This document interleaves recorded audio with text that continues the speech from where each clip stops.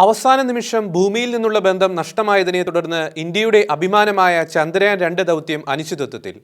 വിക്രം ലാൻഡറുമായുള്ള ബന്ധം ചന്ദ്രന്റെ ഉപരിതലത്തിന് 2 കിലോമീറ്റർ ഉയരെ വെച്ച് നഷ്ടമായി.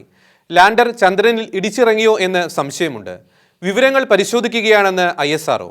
ഇസ്രോയിലെ ശാസ്ത്രജ്ഞരെ ആശ്വസിപ്പിച്ച് പ്രധാനമന്ത്രി Narendra Modi. Vikram lander descent was as planned and the normal performance was observed up to an altitude of 2.1 kilometer.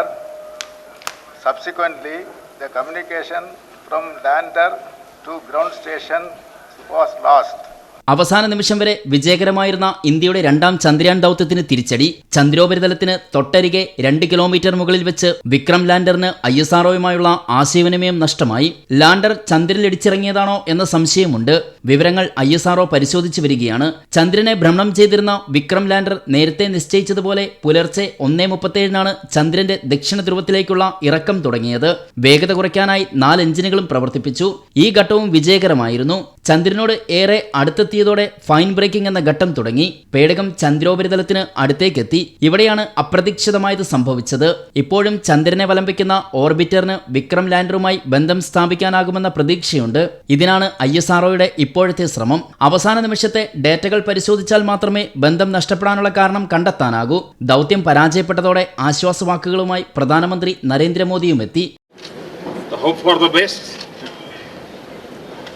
मेरी तरफ से आपको बहुत बधाई है। बहुत उत्तम सेवा की है आपने देश ने। आपने बहुत बड़ी सेवा की है विज्ञान की और आपने बहुत बड़ी सेवा की है मानव जात की. രാജ്യം നിങ്ങളെ ഓർത്ത് അഭിമാനിക്കുന്നുവെന്ന് പ്രധാനമന്ത്രി നരേന്ദ്രമോദി പറഞ്ഞു. ഷെക്കേന ന്യൂസ് ബ്യൂറോ, ബംഗളൂരു.